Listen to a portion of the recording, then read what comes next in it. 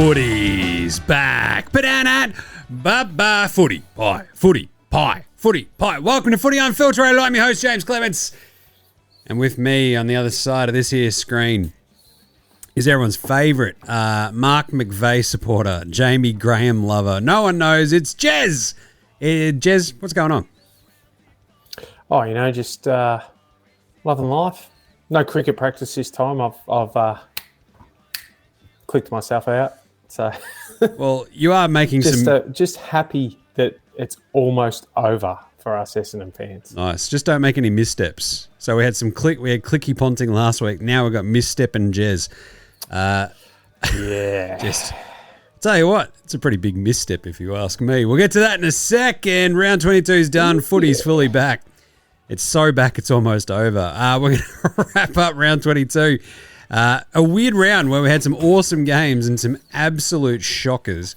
So we'll do some weekly awards, some ENRs, some very brief ENRs, and some round 23 previews and picks. Ladder check will be in there again because it's kind of strange. Like, I think we've got most of the teams sort of set-ish, but there's still some permutations still to figure out, so we'll do that as well.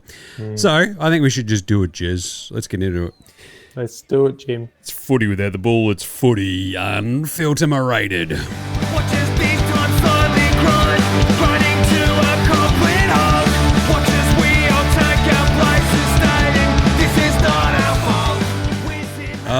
Footy pie. Yeah, don't make any missteps this week, Jez.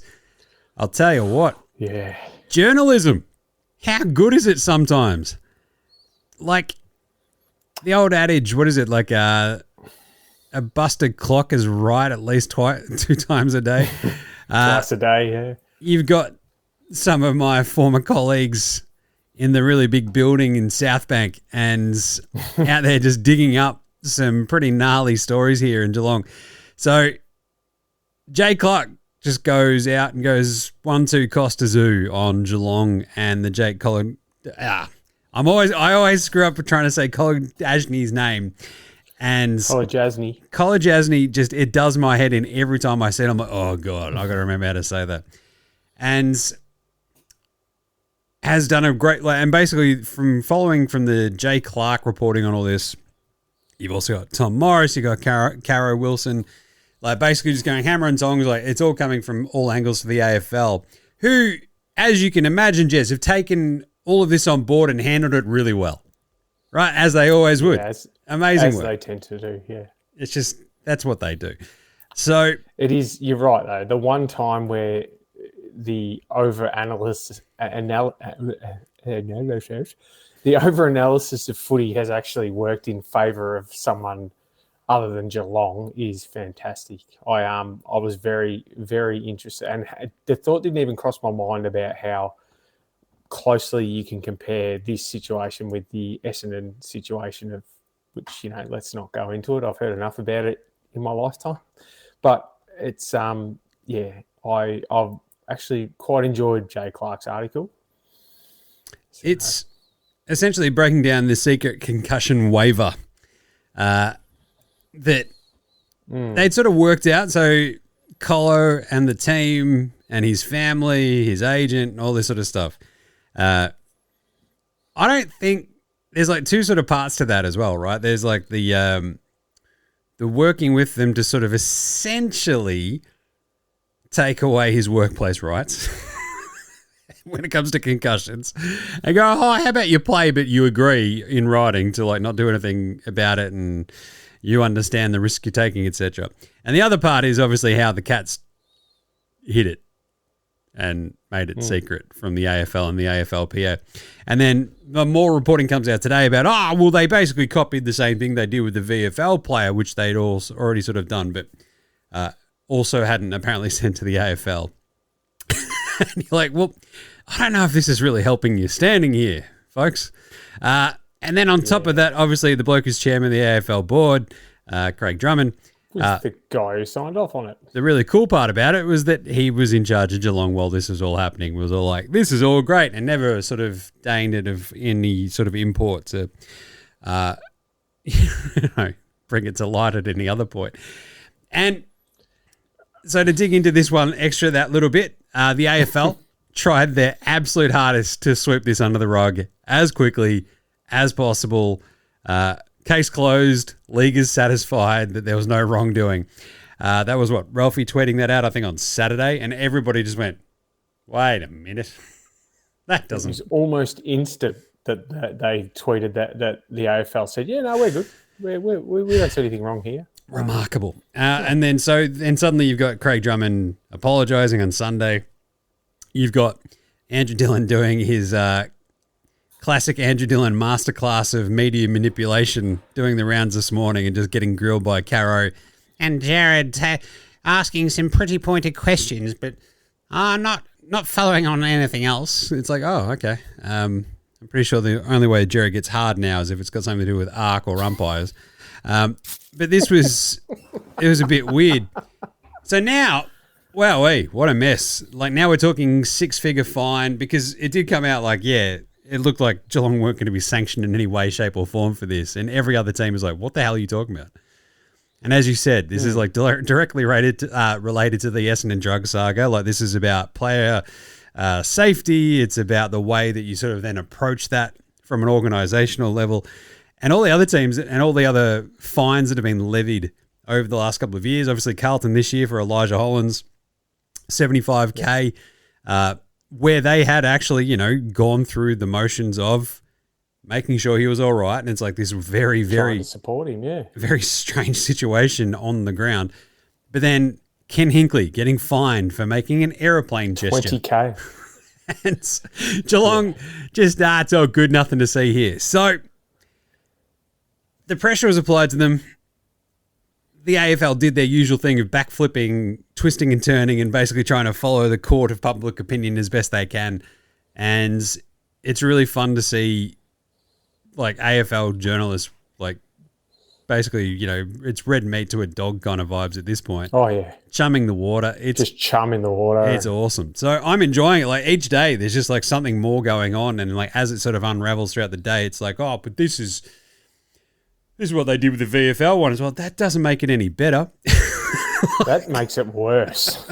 The fact that they've done it before and they're still doing it. Sorry, I'm just adjusting my camera. There you go. Because it was doing my own head in. But the fact that they're using that as an argument is just like, what are you doing? Like, I know they're a little bit behind the times down there, and they're just getting ADSL internet and gas that's not in a bottle, but surely they're not that far behind that they think that's okay. Yeah, I think the entire idea of like the statutory right of duty of care to an employee should still be like a pretty big part of your contracts, and trying to get rid of that with like another contract seems very sus, and that's exactly why they didn't file it with the AFL or the AFLPA. And I don't know how you can characterize that as a misstep, Jez, and like how, but we're all taking responsibility. We're taking responsibility. It's like, it doesn't seem like anyone's taking responsibility. And it's also not helped by the fact that AFL House is like replete with like either former Geelong power brokers, supporters, people who have, known the and inside. Vice versa. Exactly. Like, don't forget, you've got the former AFL, what was he, operations manager or whatever, is now the CEO of Geelong. So it's not like it's you've got Cotton On deals, you've got Brad Scott's employment. And there's obviously been rumours of, players being given farms and all sorts of different things for as long as I can remember. Depending on who you talk to, you could find out if it's true pretty easily. And, where there's smoke, there's fire. But I don't know. They just seem to have a free pass from Government House to basically do whatever they want. They finish a wing to their mansion and they get to start a new one almost straight away. If that place doesn't seat 250,000 by the year 2040, with people being flown to their seats in helicopters and I don't know what, there doesn't seem to be a shortage of money given to them, and certainly there's not much coming back the other way. So, I think something's a bit fishy down there at Geelong, Jim. I like it. I think, Taxpayer Stadium will be rivaling that massive one in like Islamabad or something pretty soon at this point, right? Yeah. Like quarter of a billion people can fit into it. Let's go. Let's go. It'll be like what did they do at Staple? Is it Staple? No, what's the new one? Intuit. Yeah. They'll have AI drones. They'll have a and roof stuff. with a jumbotron on it sometime soon. So. Well, I mean, they are taking leaves out of the Clippers playbook and just like paying their players under the table, I guess, and like coming up with fake deals. I mean, allegedly, Jim. Allegedly. So anyway, it's a mess, Keyword. And Colo is sort of like left on the outer at this point as well, like not at training this week already, and yeah, it's a bit. It's a big story, and I'll hit on this in a year quickly later, but look, I kind of think once you get down these roads of like, you do see like a lot of the commentary from the mouth breathers out there of like, well, this should just appear like this should go for every footballer because it's like they understand it's a contact sport. It's like, that's not what we're talking about here, right? No. This is like, if you had a job and your employer's like, look, yeah, we've got some pretty big trucks and forklifts and stuff here, and we understand that it could be dangerous, and you're a booze hound. So what we're going to do is like allow you to only drink 8 beers during the day while you're working. Like it's just so dumb.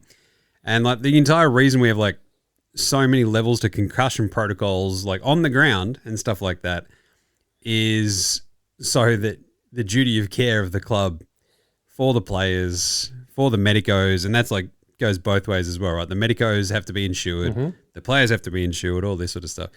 And the concussion protocols are as stringent as they are to avoid exactly this sort of situation. And so this is like almost a zoom out meta view of it, and it's impossibly. And the reality is that the AFL has to be seen as a workplace. And that's what it comes down to. If I go to work and I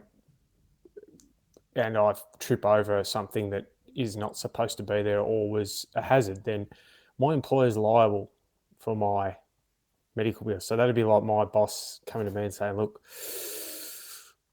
we're going to have to sack you, Jez, but if you sign this bit of paper that says we're allowed to put you in these dangerous situations where you might lose an arm or a leg or an eye, then, we can probably, keep you on. And, what are you going to do? Like I forget who said it, but any player, and he's probably 30 odd.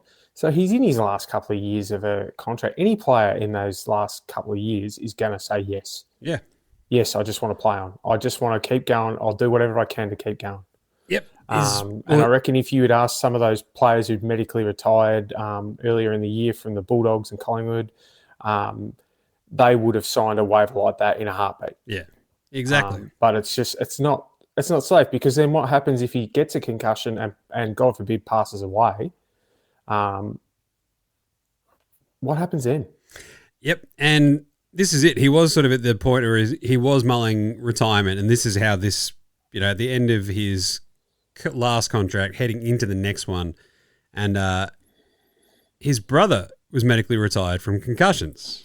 And like, come on, man! Like at some point, you're just gonna go, "What are we doing? We should make sure that all of our I's are dotted and our T's are crossed, and we've put everything on the little lowercase J's on College Asney."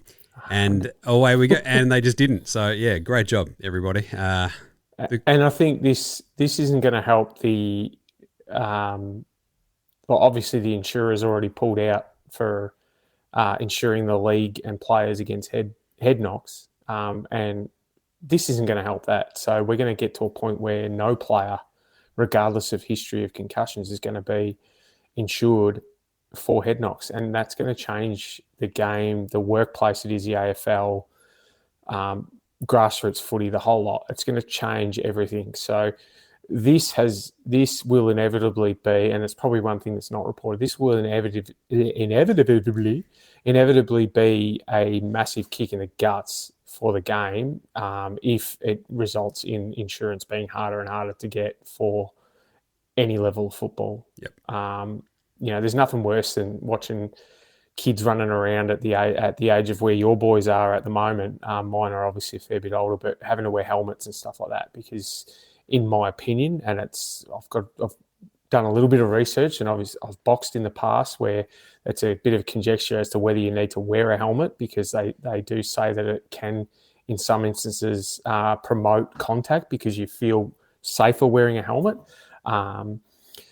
I don't see the point of them personally. I think if you get hit hard enough, it doesn't matter whether you're wearing a piece of padding that thick. The brain's still rattling around in there.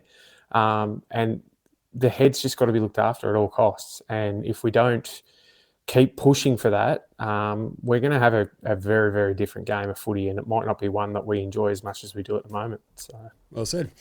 Yeah, I think it's just like tip of the iceberg stuff, and I don't think it's going to go away that quickly. The can of worms, Jim, it's slowly being opened, and I think this is going to blow the lid off it. The really cool thing is we can trust the AFL to do the right thing. Right, Tex Walker's retiring, and it was announced today. 19 years, 316 games, 706 goals, and one empty seat booked next to him on the way home after a grand final that they did not win. Tex, I know, I think the old man and I were at a game, Carlton, Adelaide, like when he did his knee. Like, this is a really long time ago now, which is crazy because that's how long he's been playing.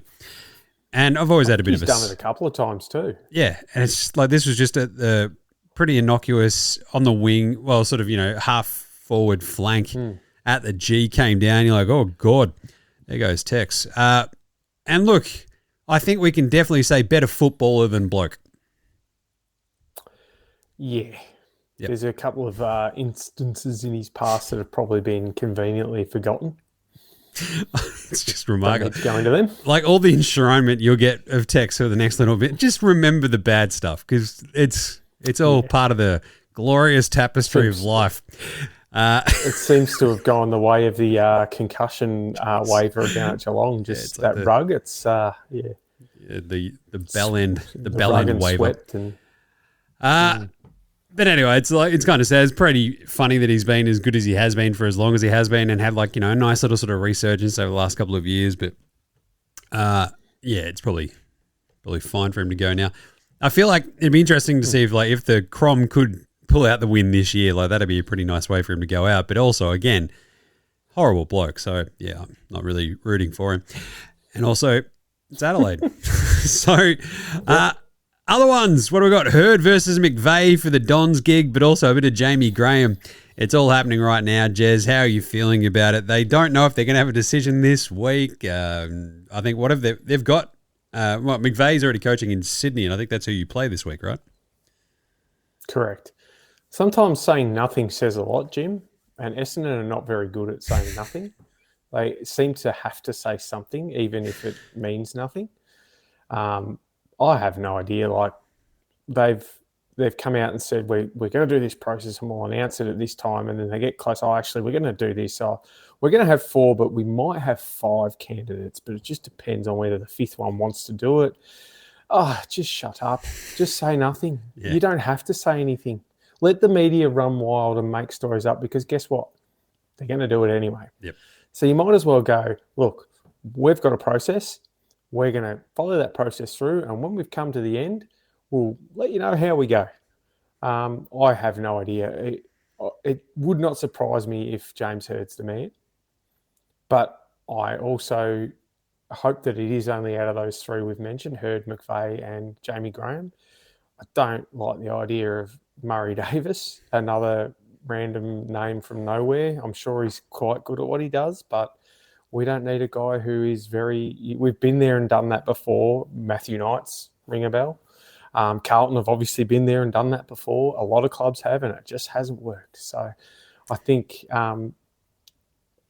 as much as I hadn't have resisted if I think Hurd's probably as good as the other two there, McVeigh and Jamie Graham, having been untried. At least we know Hurd can coach, maybe. And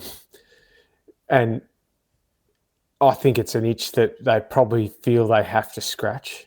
I don't think they do, but if you look at the nuffies that are Essendon supporters, and I'm not saying I'm not one of them, but there are far bigger mouth breathing nuffs than me, who just the Essendon pages, Jim.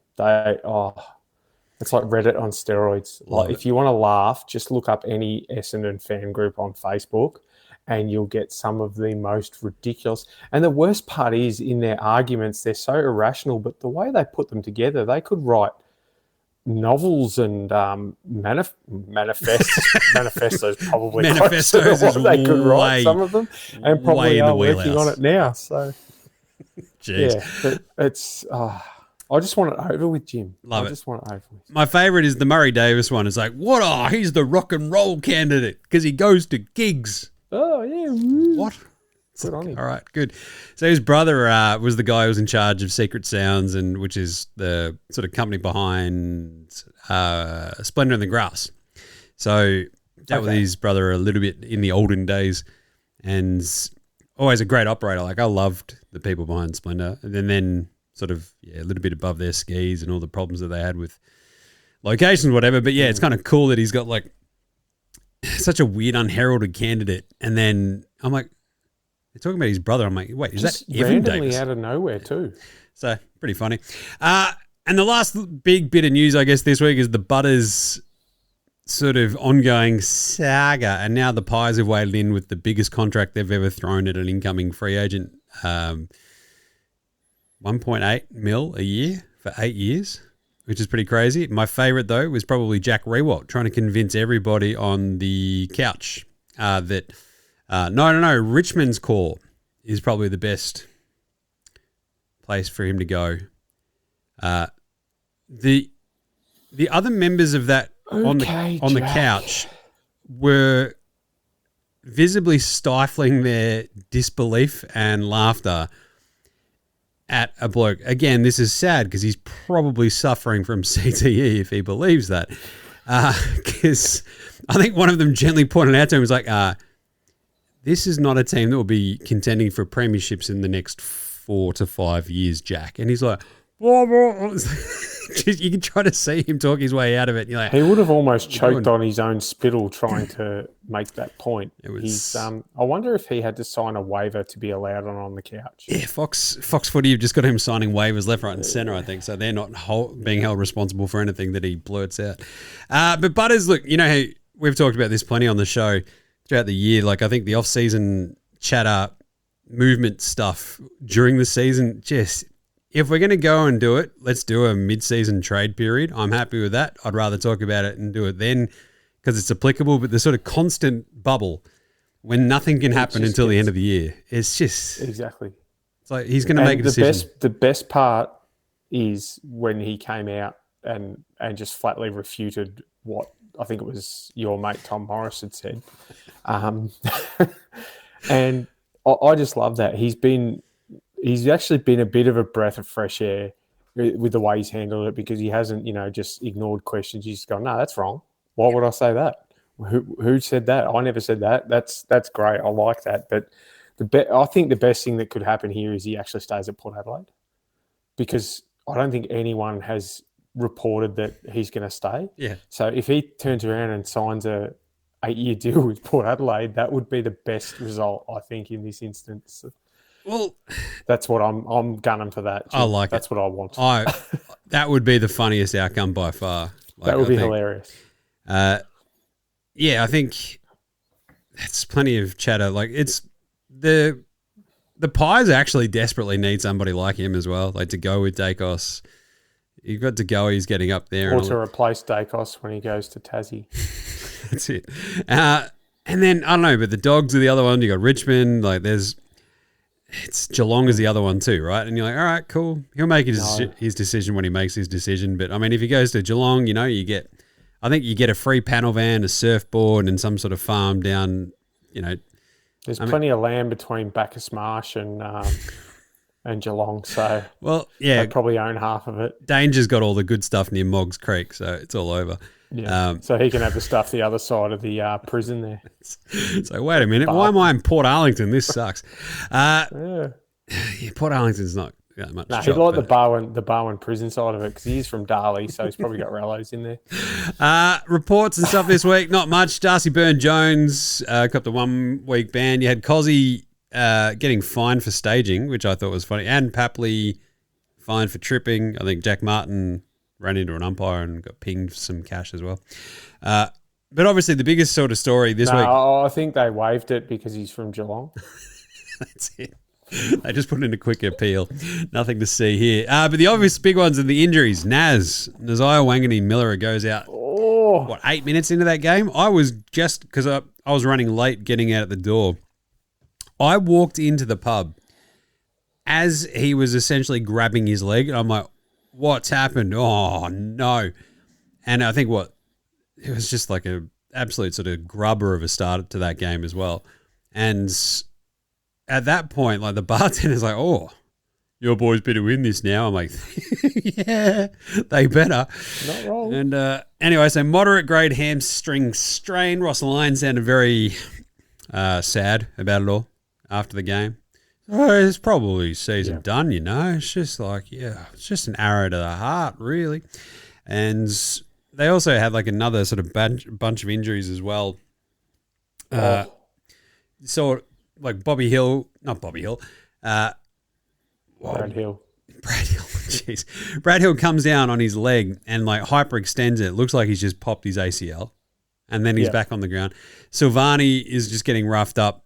The funniest one was probably TDK getting absolutely towed by Pitto, his old mate. He clearly had a pinched nerve there because I've had that before, and he moved his arm a certain way. You could just see it pinching, like just by the look on his face. He was He actually, it's funny because Naz looked like our good friend of the show Gary Lyon when he did his hammy on the Footy show that time. And TDK's face looked like Gary Lyon on the stretcher that they played off him. So, big day for Gary Lyon. Liam Ryan came off as well and was down in the change rooms. But obviously Mason Wood was the other big one, right? He had an actual proper calf strain, I think. And so, they were just walking wounded. I thought it was quite amusing how they've been reporting that Naz is out for the rest of the regular season at least. It's like, you guys ain't making finals now, sorry. Yeah, it's a Not without him. He was not when your game plan goes down in the first quarter. Yeah, I guess that is obviously like having someone as good as he is, plucking him out of it mid-game, the entire game, like when your game plan is give it to Naz and he'll figure it out. Gone. Yeah, it's a bit of a tough one. Speaking of which, let's wrap up some games really quickly. Round 22, game wraps. The Dogs North, this was hilarious. How good with the Roos, 177 beat the Dogs. Paul Curtis was LDU was awesome in that game too. Absolutely sterling. Unreal. And the Warlord was unreal. He was just everywhere. The cool thing was they only mentioned it once or twice on the broadcast. It was they said, look at George Wardlaw. Look at him. Wardlaw. I'm like, I love George Wardlaw. He was, though. He was everywhere. He was awesome. The tackling, I love that, they've sort of brought up, this has happened in the last couple of weeks, right? Like his closing speed and how he just comes from nowhere and then just like puts the jets on. You think you've got him beat and then he's wrapping you up and just dragging you down like a lion taking down a gazelle. It's awesome. And he hits them so hard too that you know that they're feeling it when they get up. He looks like I love him. Yeah, I love this game. I was battling to stay awake because I'd had a pretty big day, but I managed to stay up until basically the final siren. But just the last two quarters were just a frenetic pace.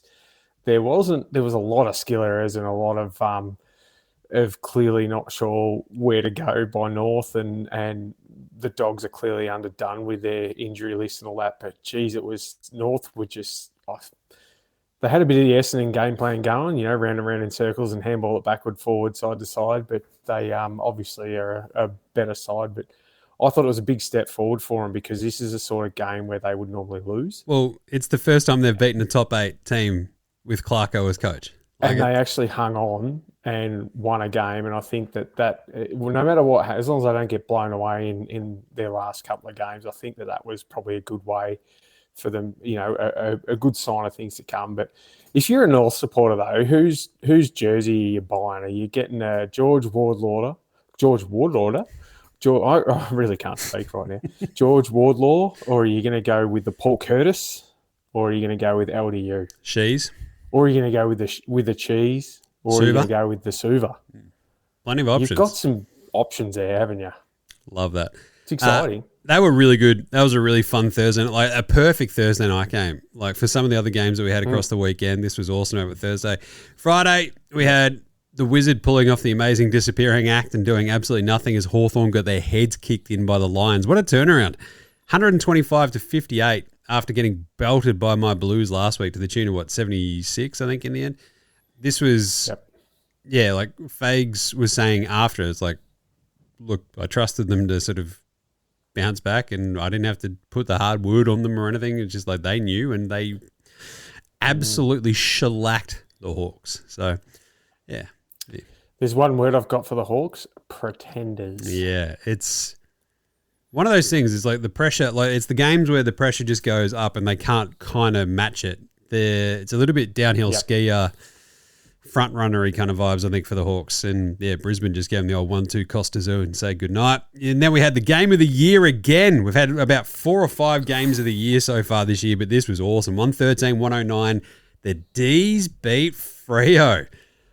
Oh, Lord. We were at the house watching this one before we had to... Where were we going? I think the Squids had gotten home. I was watching this, and we had to jump in the car. Went to Ballarat later that afternoon. So basically, once this finished, I'm like, right, now I'm going to pack the car. We're going to go. And it was remarkable. Like when they took the lead from those couple of back-to-back little Bailey Fritsch goals and just the little snaps and everything. But Cozzy was absolutely everywhere. Then Gawn just puts them on his back right at the very end and sort of carries them over the line. But there's... I think it might have been Lee Matthews saying that this is the first time he's considered Melbourne a contender all year after this. And you're like, yeah, that makes 100% sense because that was a contender game. Absolutely. You beat the best team in the AFL. So I think we can consider you legit. And it was unreal. Like between Fritsch, Cozzy, Gawn, you had just...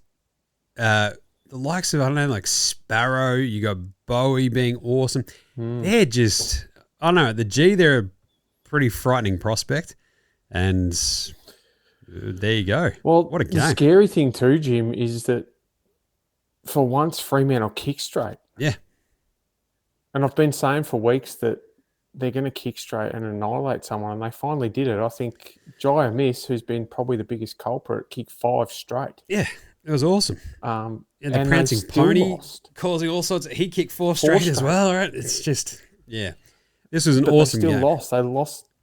Yeah. I watched the first half of this and then I went to watch a mate play local footy not far from here, not far from home, and was following along on the phone, watched a little bit of it here and there, then heard the game I was watching was not very close, but I heard the crowd actually go, oh, the D's won. It was almost like just the whole crowd at this game I was at was sort of following, I'll go to the D's. And then I was like, oh, no, look, they just won. I dead set thought they were probably going to get pipped at the post, but it's hard to not have them as a genuine contender, especially given that the game is played on an afternoon at the MCG. Yeah. So if they get there... Awesome game. Bailey Fritsch taking the mark to salt the game away. It was a metre and a half out of bounds. He takes the mark, winds down the clock. It was ridiculous, but amazing. Like the back and forth that they had. everyone had an answer, it felt like, at all times. And then, the way that the D's just sort of managed to hold their nerve, it was absolutely unreal. Petty has been really good, and it was just an awesome just solid game this week. So, game of the year again. Sydney belted Port Adelaide 167-70. It was always going to happen. I may have placed a sneaky wager on it, and that hit. Same thing happened with Geelong and Essendon. Sneaky wager on that one. It hit. Geelong belted them 117-50. And then Adelaide Richmond. We talked about this last week in one of the Slevo's Punters Corner to go all three of these games at the line. And after two of them, you're feeling pretty good. And then Richmond nearly beat Adelaide 63-54. Piercing down rain. It was horrible. Isaac Rankin plays one of the great games as well. And I know Sam Lawler misses that shot, and you're like, geez, what is... Rough. It was pretty rough, but geez, they were plucky, weren't they? The Tigers. Plucky Tigers. I was I wasn't going to watch. I went out. I watched most of the first half of Essendon until we kicked our first goal close to half time, which was ace. The Sydney Port game didn't interest me, especially when I saw that it was, I think, 20-22 at quarter time. Then all of a sudden it was 72-28. Yep. 8 goals in a row or something. The Swans piled on, but so I didn't actually watch any of that. And I thought, oh no, Adelaide and Richmond's going to be ordinary. I went out for tea with some friends and got home and thought, no, I'll just whack a movie on or something. And then I saw the score and went, hang on a minute, Richmond are winning. I'm going to have to watch this. This could be quite amusing. Chaos. And it actually wasn't a bad game. I think it's one of those things where the wet brings the better side down to the lesser side's level. It's a good evener upper, and I quite enjoyed it in the end. I was spewing that Richmond didn't get over the line, but tough scenes. Good. I'm glad it was that, even though the three. I think that was one of my Slevos that didn't hit, but I'd rather have a good game over that anyway. So nice, good job. Then Sunday we had a Expansion Cup, and I would like very much to thank my beloved Suns for actually holding on to win this one 79-77. Awesome game. Absolutely awesome game. Matty Rao was absolutely off his head in this game. Absolutely stunning gear. And by winning this, it basically ensured that GWS would stay at least a game behind Carlton going into the later game that day. And because Carlton obviously going to win, it's 2 games back now, and GWS got that bit of an uphill battle. But the Suns actually shining for once. Like, it needed to happen. The fact that it happened in, again, pissing down rain in bitterly cold Canberra was a bit of a shock. But it was still good. Yeah. So I'll take that. Jed Walter, awesome. And Noah Anderson, Matty Rao, just carving it up. Clary just was all out of sorts. GWS are just, I don't know, rocking a hard place at this point, I think. They're my biggest disappointment of the year. Yep. The Suns are mine as well, but they at least finally snapped the 10-game losing streak. Yeah. And when they needed to, and help out your mate Jim. West Coast 98, Collingwood on 117. This was a very entertaining game as well.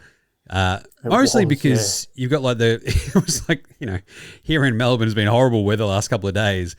Smash cut to this game, the beautiful sunshine out in Perth, and it's just like afternoon, it's glorious. You're like, now I'm a bit jealous. Never really been jealous of Perth, but there you go. And it was a really good game. 22, 23 degrees, and and I actually really enjoyed it. Collingwood just couldn't quite put the Eagles to bed. They had a couple of periods there where they would sort of kick a few goals in a row, and then all of a sudden the Eagles would, they'd take turns in kicking 2 or 3 goals, and I thought it could be a boil-over. It wasn't quite, but I thought West Coast were really good. And again, it's good to have a game like this rather than a blowout, because you see a little bit of watching the Collingwood supporters freckles tighten is always fun.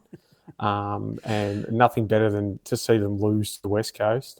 Harley Reid was an interesting one too. They love to pot him in the commentary. Like, they just seem to... David King, I don't know what it is. He must have... must have slapped him. I just hate him, Jesus. I don't know what is he doing? They just got to put him... he should be playing forward. It's like, shut up, King. You're an idiot.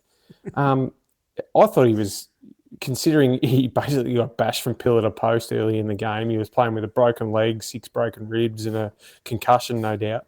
I thought he was pretty good and thought he held his head up high. So I think they just need to lay off him. He's a kid. Yep. Dacos is very, very, very, very, very, very, very good. That Brownlow is his. Extremely good. Yep. 100%. Schultz as well. They kept bang. Oh, you know that he used to play in Perth, Jez. They only mentioned it a couple of times. Yes. McStay was really good too. So I know for the Pies, like not having all like a big raft of their sort of veterans. What do they lose? Like I think it was like 1,200 AFL games weren't playing. They'd replace those guys with a bunch of dudes who'd played a total of 60 AFL games. So good win for the Pies because it sort of keeps them safe. Like I didn't dare dream after the Suns beat GWS. I'm like, oh, if West Coast can beat Collingwood though, we might be able to, oh, look out, here we go. Oh, no, they got them. And then obviously the big one, Sunday night footy. Sunday night football works if the matchup is good. Really simple. Yeah. Don't be screwing around. Oh, it's a school night. It doesn't. Look, you can also just put on Sunday night football at 7, whatever. Just start it even a hint earlier. I do like the 6:40, 6:20 start on a Sunday night, whatever. I don't really care. But just make sure your matchups are good and it'll work. This was great. 106-62. Blues beat the Saints. Naz goes down. Blues sort of controlled it but never really kicked away. The fact that the Saints sort of stuck around was like pretty nerve-wracking. And then they sort of just snuck out a couple here and there. Chera was absolutely amazing off half-back. Pitto kicking 2 goals and letting TD Key know about it was pretty fun too. But I enjoyed that. This game was one when Harry Mackay nearly went full Harry McFive. I did have the sneaky $10 on the Harry McFive. Each week we do that. And when he kicked his third, he kicked a drop punt from the wrong side of his body, I think, as well.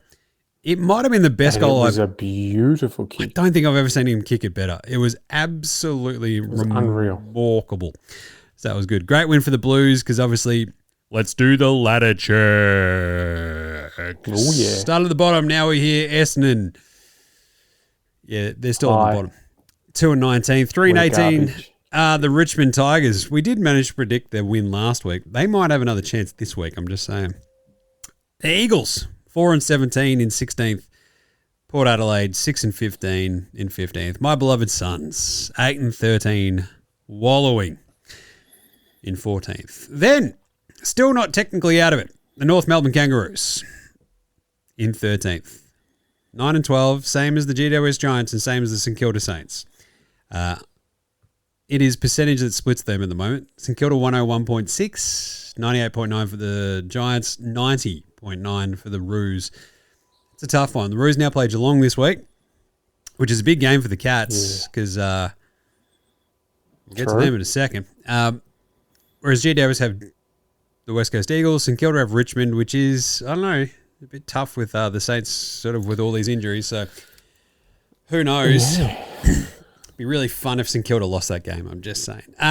The Blues, now 2 games up with 2 games to play, have to keep winning essentially to salt it away. If they can beat the Dogs this week, it's a lock. The Dogs are 1 game up on them. So this is a really, really big game. Have locked in their spot. They are locked into the top 10. And, fascinating setup for the Dogs. Don't know what to make of them after that Roos loss. Then you got the Pies in 8th with the 12-8-1 with that sneaky draw in there.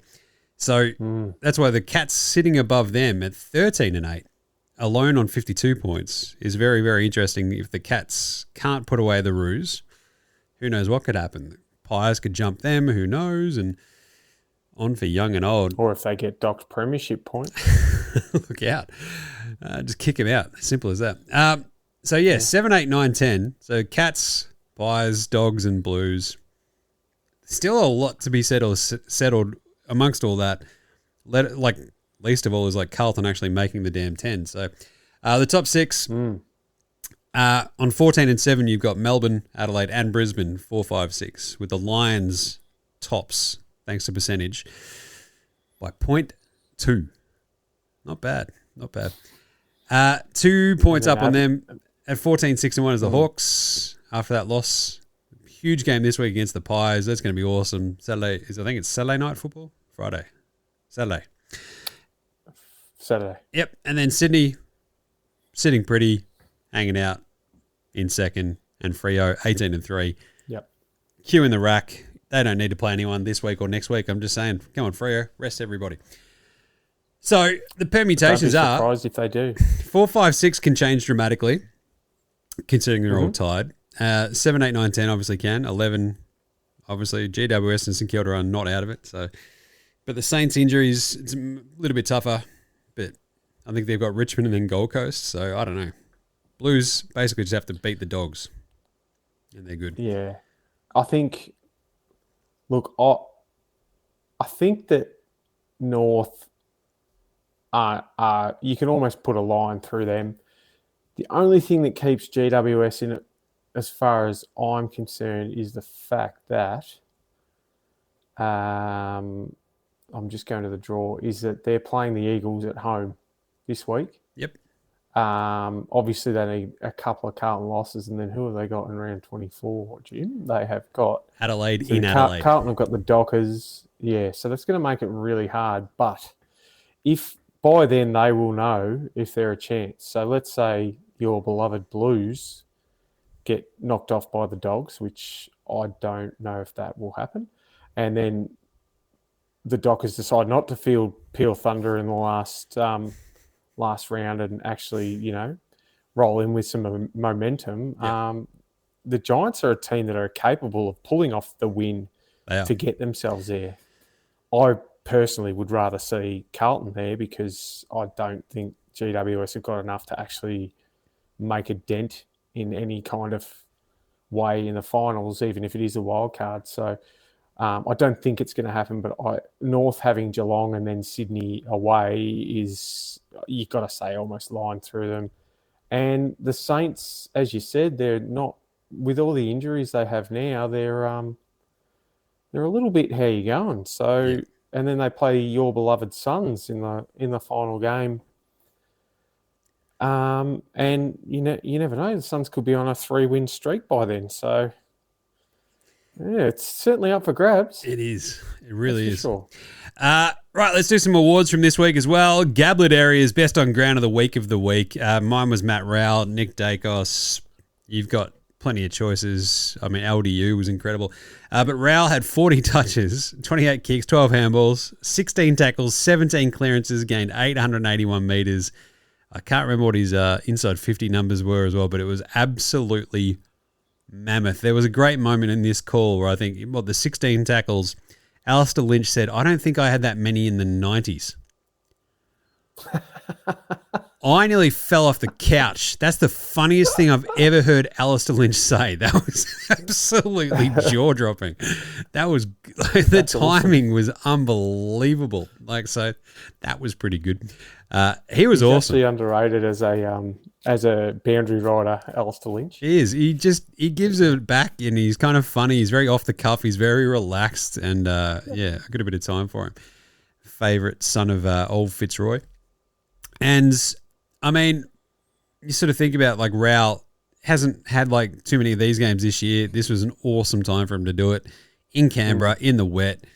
It was an absolutely fantastic game. Dacos is really, really, really good, but Rowell basically just won that off his own back. It was unreal. So, yeah, he gets it for me. How about you, Jess? I'm going to go all the way back to Thursday night and go with LDU. He was 31 disposals, 2 goals, but he also had 10 tackles and 10 clearances. He basically put him on his back and said, come on, fellas, we'll go. And again, it's something they kept carrying on about in the commentary that, his best is great, but he's sort of coming along with the team. And I think he's got that ability to just win a game off his own boot, that old saying, but he was amazing. He wasn't alone. He sort of carried that. He didn't carry the team, but he willed the rest of the team along, and everyone there sort of played their part. I've got to give a special mention to Isaac Rankine, who was very good also. Apparently one one of the highest rated Supercoach maybe points games for the Adelaide Crows. So sorry to steal your thunder from Jim Does Supercoach. So check that out wherever you get your podcasts. But yeah, they also may or may not have mentioned that quite a few times post game. But the fact that it was against Richmond kind of, doesn't really do it for me. But yeah, LDU, awesome. Rankin, cracking game. Yeah, I had, was it 224? Rankin was awesome also. He was absolutely incredible. It was was it 36 disposals, I think, and a goal. But the thing was, it was so gross and wet. I think he was traveling 83% disposal efficiency or something, where I think 19 other players on the ground were less than 64 or something. So, yeah, that's. But he was picking the ball up like it was dry. He's a freak. There's no doubt about it. And you put a full season of Rankine fit, healthy, plugged in, ready to go, and you've got a Brownlow medalist there. He's awesome. Who am I buying a beer this week? That'd be Jay Clark. Love this. Enjoyed this all week, all weekend, and I like that he's just sort of going hammer and tongs. So Robbo was on the front bar last week, and it was a great little throwback to just Robbo being Robbo and how hinged. Yeah, unhinged but unpretentious Robbo is and was as well, compared to a lot of the other media heads that we have. And Jay Clark just sort of coming out swinging this weekend has been really, really fun. So I'd buy him a tin. Down there at PJ O'Brien's underneath the big tower down there in South Bank. I used to love that actually when I was at Triple J Mag, because I was in the same building, and we would go downstairs, this is early teens or whatever. And you're oh yeah, cool. We're just hanging out. And you go into the PJs down there, and it'd be every journo under the sun just sinking 1 million beers. You're it's 4 p.m. So everyone's already here. They've filed their stories. We actually went there. One of my best mates got married at the Treasury buildings, and we had they had a dinner there or a lunch for their reception. So very low key, but it was really cool. They had the Irish band playing there and the Irish music. So his father was from Ireland and had passed away the year before, a few months before his wedding. So it was, but yeah, it was a really, really cool place for that. So I know exactly what you mean. Really, really awesome little pub there, PJ O'Brien's. It is. Yeah. Have you got who are you buying a beer? I'm going to buy Paul Cade College Asney a beer down at Lammy's in Geelong. I'll take him out and shout him a couple of shots because it might be a retirement celebration. He's probably the one who's been forgotten about the most in this whole situation. And this has all gone on. All he wants to do is do what he loves and play footy.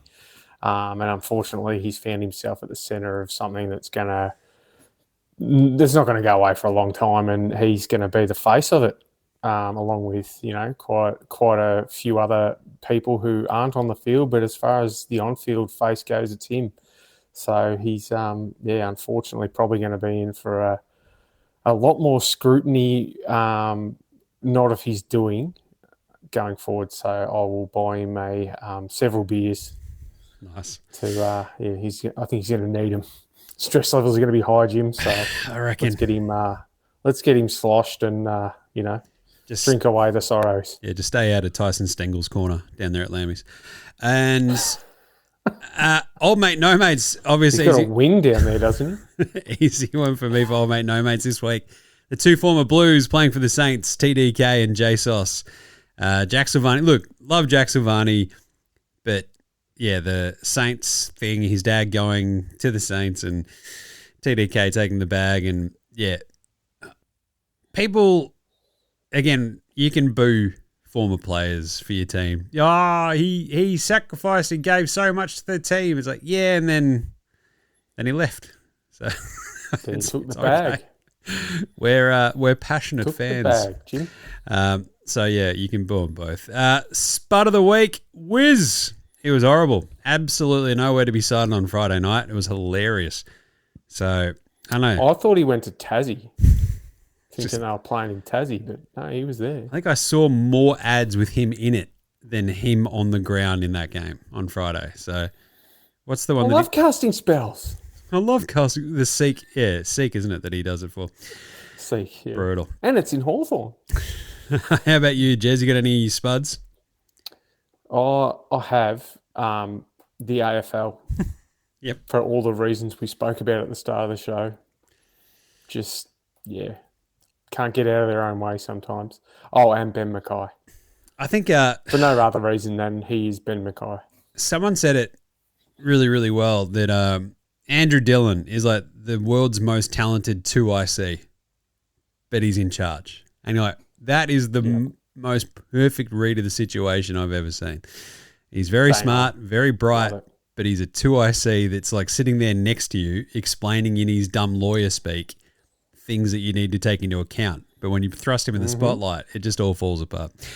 Better than Bootsma. I mean, I can just do Harry Dean again. I could do Jagger again. But Harvey Langford, he's only in his second year, I think, as well, isn't he? He was awesome in that game. Took basically one of the marks of the year as well. He was absolutely I love him. That is a really good footballer. He's sort of a freak. Just does everything really well. And yeah, appreciate him. Have you got a better than Bootsma? I'm going to go with your boy Jagger. He was, he plays like he's been there for 10 years. Yeah, it's remarkable. And him, Sam Walsh, Chera, like all those guys they brought in, even George Hewitt, even though he did a wizard in the second half. I think Hewitt had 20 disposals at half time and then did the Nick Watson and, went to look for a job on Seek. But Jagger he's almost like that glue now under Josh Fraser that's holding that midfield together, which is really strange to say about a kid in his full year of footy, because without him, he'd be that missing link if he wasn't playing. Yeah. He just does so much of the gut running and the hard work. I don't even know his stats. I'm purely going off the game. Well, obviously watch the game. Him, Harry Dean, they're going to be your two captains in 5-6 years' time. That you're just going to go. These two boys are just out of control with how good they are. So I'm just having a quick squizzle to see how we went in the old stats game. It wasn't the highest stats game for him. I think he was 21. There you go, 21 disposals, and Billy Wilson had 21 as well. Billy butchered it a couple of times as well, though. But he did. He wasn't great with the footy in hand, but Jagger was just. He's a fascinating one, is Billy Wilson, because he has this reputation for being really good with the ball, and then he'll pull off a couple of kicks where you're like, that was awesome, and then 2 or 3 times a game you're like, that was the worst kick I've ever seen on a football field. Are you Lockie? Was it Lockie Young or Harry Young or whichever one? Yeah, he. I do have to give a special mention, and it's only because of one play in the same game. Sorry, Lewis Young. That's who I was thinking. Taylor Byrne. There was a play there in the last quarter where he grabbed the footy and just ran at 2 players, and it was almost like they just parted and went, nah, we're not getting in the way of that. He was awesome. And then he snapped. He didn't kick the goal, but I think it was Will Hayward marked it right took on the boundary line. Yep. And I saw that coming, and I thought, this kid's going to just take everyone on here. And then he just cut left and went straight through the pack. And I thought, oh, no, he's going to get nailed. But they were not having a bar of it. And I just love the way he goes at it like 100 miles an hour. He also cleaned up. He's just... On that same wing, I think a couple of plays beforehand, he cleaned up somebody as well. It's like he's like 5'2". Yes, with the chase down. It's like, down, and he just absolutely nailed him. You love seeing that stuff. He's absolutely the best. I could have also done a bit of a old mate, no mates with Harry Mackay, because after he kicked that goal, there's an incredible slow-mo replay where he goes to high five first Matty Cottrell and accidentally slaps him in the face. And then double high fives Jagger Smith and slaps him in the face. I'm like, I think Harry's just doing this on purpose at this point. So anyway. I think he might need to get his prescription looked at. Yep. Very quickly, 2 ENRs for you, Jez. Will the AFL throw the book at Geelong ENR? Nah, but they should. I'll pay that. 100% they should. Yep. And Definitely I don't think they would, not to the extent that they should. They'll probably come out with something stupid like a $50,000 fine, which is, a drop in the ocean for Geelong. When really this should be, as I said earlier, this should be treated in the same vein as performance-enhancing drugs, whether it's a whole club or a player. This should be treated in the same vein as salary cap, rorting. It's up there with that and should be treated in the same way. So the punishment should fit the crime. Unfortunately, for whatever reason, the AFL don't seem to think that's the case when it comes to Geelong. Yep. The wild card. Has it been a successful rollout in his first year? What do you reckon? Because I think if we still have the top 8, you'd have Geelong, Collingwood, Western Bulldogs and Carlton all desperately trying to claw into these last 2 spots in the last 2 weeks. But it'd also be mostly over. So whereas the 10, at least there's still a lot more jockeying for position, and 10, 11, 12 is still undecided. So what do you reckon, Jez? Yeah, no.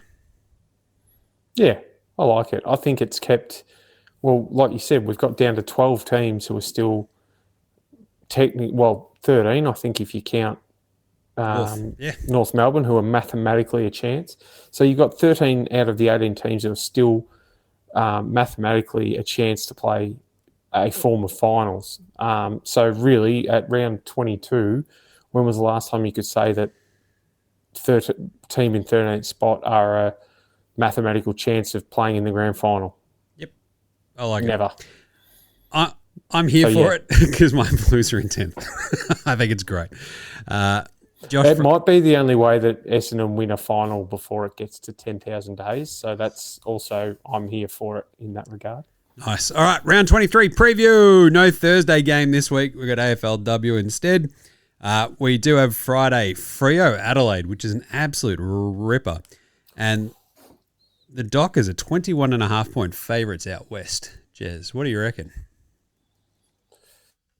I'm going to go with the Crows to cover.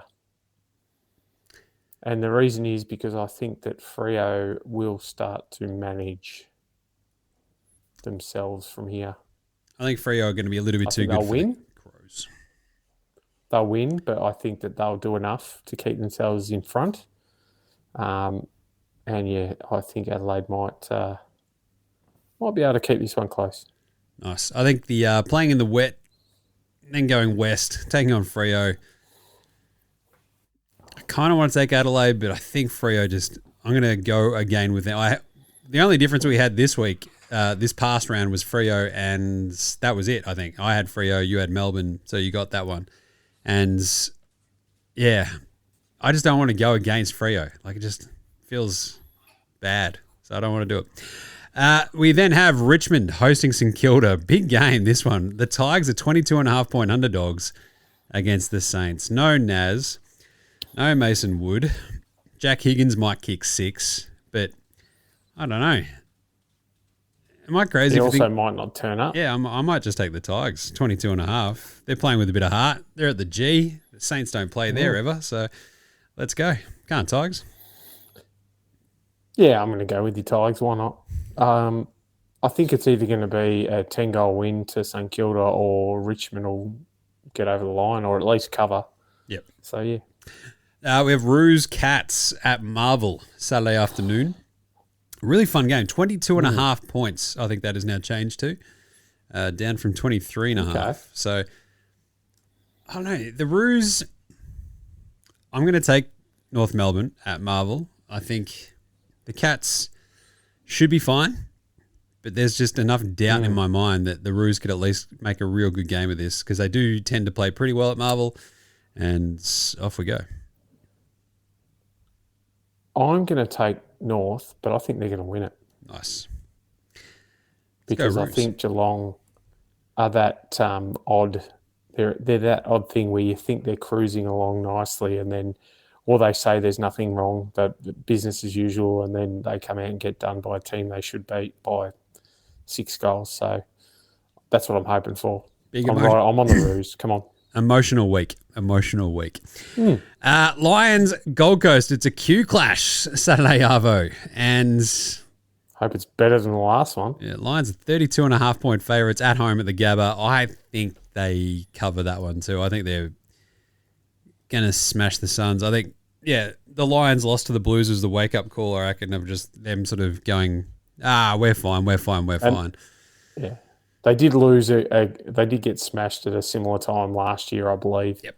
Brisbane, and look what happened then. So, I think Brisbane, but I'm tempted to take Gold Coast, but no, I'll stick with Brisbane. Then we've got the big one, Hawthorn, Collingwood, Saturday night. The Hawks are 19.5-point favourites over Collingwood, and I hate this, but I think I'm going to take the Pies. Yeah, I don't have a lot of faith in the Hawks. However, I know how they bounce. They do bounce. When they do lose a game like that, they tend to bounce back and bounce back hard. So I'm going to take the Hawks. But in saying that, I'd just like to put it on the record that it wouldn't surprise me if the Hawks get done because, as I said earlier, pretenders. So they drew, obviously, earlier this year, and Hawks killed them last year, but then also got killed by the Pies last year. So figure that one out. They're just trying to split the middle. So you're going Hawks in the end? I'm going to go Hawks, yeah. Right. Port Adelaide, Melbourne is the final game Saturday night. The Power are 24.5-point underdogs, apparently, against the D's. I don't like that at all. I think the Power are cooked. Like, it's all over Red Rover. They've got no dudes left. I'm going to go the Demons. Yeah, I mean, after they beat the team that's probably going to win the flag, I have to go the Demons. How could you go for Port right now? It's like, I get that the Melbourne aren't playing at the MCG, but still, they're very good. Port. Yeah. And Port are the opposite of that, not very good. Then we have GWS playing the Eagles at NG, 33.5-point favourites against the Eagles. What do you reckon here, Jez? I'm going to go the Eagles. Nice. I think that's way too high for the Giants. That is a lot of points, isn't it? What have the Giants shown that would make people think that they can win a game there? They just lost to a team that doesn't win below the 28th parallel. Yep. In Canberra. What? I don't get that line. That is ridiculously high. I'm taking GWS. I think I need to start pulling back a few from you, I think, at this point. And caution to the wind. West Coast coming east, going to NG. I reckon GWS just smash them. I hope. That's the other side of my tip there, is that I can afford to be a little bit I don't even know the word. Like I said, I can't talk today, Jim. It's good. I've just lost all ability to articulate things. Dogs, 5.5 Yet points. I say articulate. There you go. Dogs are 5.5-point underdogs at home against the Blues. These two teams have already played this year. And, I mean, I have absolutely no idea what's going to happen in this game. Carlton I'll go first then, and I'm going to take the Blues. Yeah, I think the Blues will win this. We're playing better than them at the moment, so I'll put my faith in my beloved Blues. They beat them 74-62 earlier this year, back in May. That was the one that started it all. It was, and it was like a bit sort of against the grain. You're like, ooh, look out. And then by the time they beat Geelong, not long after that, I think. But yeah, I think the lid was off. All of these games that they play are like weirdly, annoyingly close. So I think I've now hit upon my strategy of not being around my family while watching these games. Because I can't believe you put that on public record, Jim. It's just I'm tipping they don't listen. It's just a little bit stressful while you're watching them, and like you've got a 3-year-old and a 7-year-old like yammering at you the entire time. Whereas being at the pub and being able to like, just lock in to the actual game, it's weirdly... If it makes you feel any better, when they get to about 20 and your team's getting flogged, you just get a message, hey, Dad, your team sucks. Yeah, that tracks. And then we've got... And to finish off, Essendon, Sydney, 61.5 point underdogs, your Dons. Will they cover that against Sydney? No. Okay. Yeah, I don't know if they will either. So, there is 5 separating us so far this season. You're up to 99. I'm on 94 after the one difference this week. So, yeah, edging back up towards the 6-pack. So, what's that, a couple different this week? 2. I think we've got 3. 3, I think. Nice. That's good. All right. Finally, Sleebo's Punters Club. I did have the Wizard 3+ last week. That was horrible. What a disaster.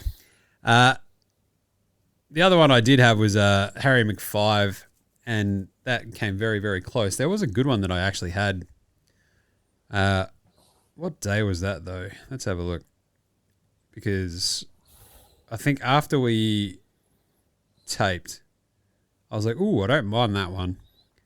Ended up banging it in, and it won. Yeah, it was like a big Swans one that hit, and there was another one before that. It's annoying that I can't find it. Oh, the over of Dogs and North Melbourne was 174.5. Oh, you're joking. And it was... What was that? That was 100 to 77. And it was absolutely hilarious because I'm pretty sure the way they got to that 77, Jez, was Luke Parker, after the siren, kicking a goal to get the over, and your mate Jim just being, I can't believe that actually went in my favour for once. Unbelievable. Blew my mind. So I was very, very happy with that. This week, I'm going to go the Essendon Sydney over because I think this is what will happen. Like Sydney will put up 140, Dons will get 50. So I think what is the over? Probably, I don't know if we'll have one yet, but my guess would be like around 180. It's early, isn't it? 180 or so would be my guess. Yeah, the line's 61. We don't have over-unders yet, I think. No. So, yeah. But I reckon the over-under, if it's around that 180, 184, I reckon Sydney can put just like a world of hurt on them. So that's probably where I'm at. Charlie would probably be, if he does play, Charlie 4+ is probably the easy one there too. I think another good one is probably Heaney, like 24 odd and a goal. Sort of slowly working back into a nice bit of form. And Chad Chunley-Warner, 24 and a goal as well. So there's a couple of, one of my big things has always just been loading up on really good teams playing really bad teams and sort of comboing a couple of those. That worked out for me, I think, in Sydney's game this week. So, yeah. But Charlie 4+, Essendon Sydney over, Sunday night, bring us home. How about you, Jess? Well, I had as we mentioned, the Sydney Geelong Adelaide at the line, and that one just missed by about 50 points. Thank you very much, Richmond. But that's okay. I am going to go with a little bit of a one from left field, but I'm going to go with Charlie, if he plays, Harry, and Jai, a miss to not a miss, but I'm going to go for all three of them to combine for 10 goals plus. Now, you can set that up whichever way you want, but I reckon that's pretty good. I like it. So Harry against the Dogs would be interesting. His best this year has been 3.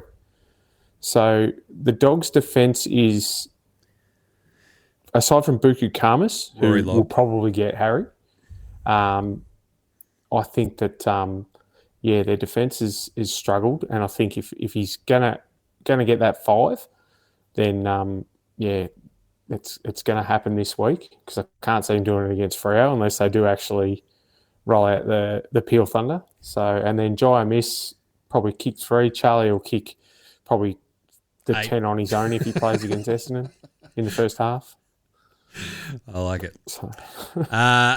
Nice. I was also, because I was looking at like Logan Morris against the Suns and that back.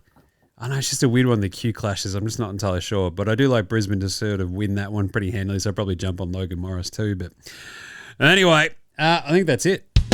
All right. so round 22 in the bag. That's your round 23 preview in there too. So that's, all wrapped up very nicely for you.